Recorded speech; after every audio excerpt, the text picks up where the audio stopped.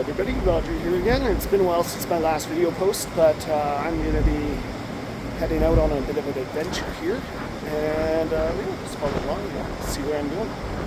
So behind me is Sointula, and I'm going to the city.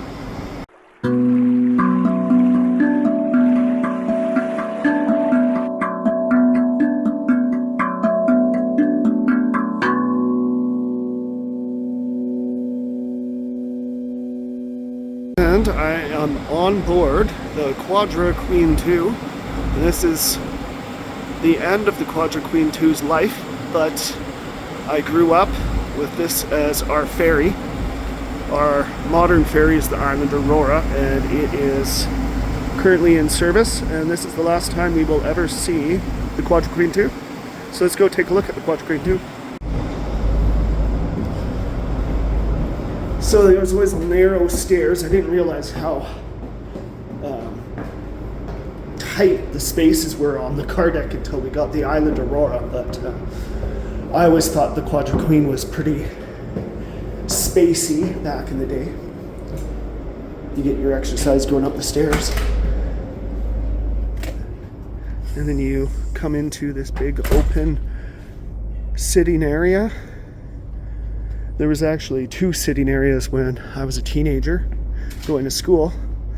All back here, there was washrooms to the side on either side, and then all back here was sitting area. And then they changed this into like a lunchroom for the staff and whatnot. And then if you go out these stairs, it takes you up to this viewing deck. I'm not going to spend too much time out here right now. We're about to take off. But in the summer, this is a nice place to sit.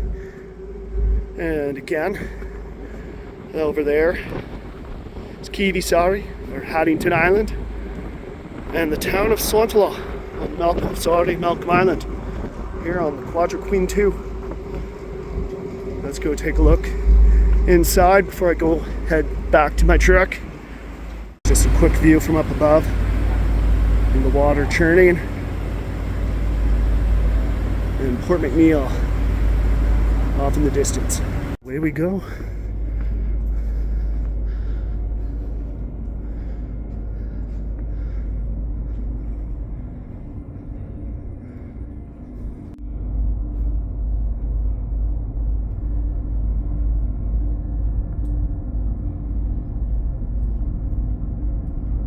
Alright, I made it to Nanaimo, and I'm about to board the Queen of Oak Bay on my way to Vancouver.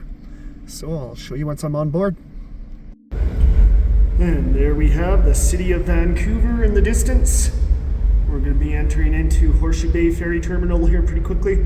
I'll have to head down to my truck, and you'll see where I end up. So I just have to say here that once I got into Vancouver, I kind of stopped documenting how the trip went while I was in Vancouver, and I started focusing more on the history. Now, I always go and stay with my cousin Bob Pout in his condo in downtown Vancouver. So this is my little visit with Bob Pout before I carried on with my journey. Back to the Professor Holland, and about who I can't find. So it's written by a member from your Mickle line. From line one of the... Yeah. And he wrote part of it, but who the hell wrote the rest of it? Don't tell me it's Ivor Alto. That has nothing to do with that. So this here is Mannerheim's home. Mm-hmm. That's where he grew up as a child. Huh. And you've been there? Yes, I've been there. Where is it located? Oh, I can't remember where it's there. It tells you there someplace.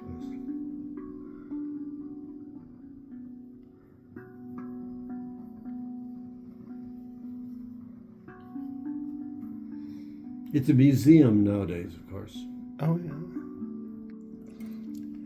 So the number of windows in a farmhouse indicated the wealth of the family that lived in that house. Yep. So when you see a house with 6 or more windows, you know that they had a lot of money. See, Rintapoto only has 4 windows. Oh, really? Okay. Catholic era, they built them out of stone. Okay, so That's the 300 years of the Catholic rule. So that's also very interesting to look into all the stone churches of Finland. I guess I assume still subsidized by the government yeah, for full-time choirs and organists. yeah. And now Koivusalo. Koivusalos do not belong. Do they belong to the Mikko line? Koivusalo. I don't know which line they belong to. Anyway, we have a very outstanding organist, Yeah. Koivusalo. I have his, in there, recordings of his music. He is appointed choir director and director of music here.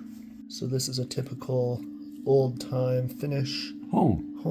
And the Rintapotu house looks like this? Those that have the money had this. Huh. This would be a farmhouse. Really nice looking on the inside. And neat. Oh my God, are they neat and clean. So this is an old wooden church. Mm-hmm. And the wooden churches came after the stone church yeah. period. Then came the wooden churches. Okay.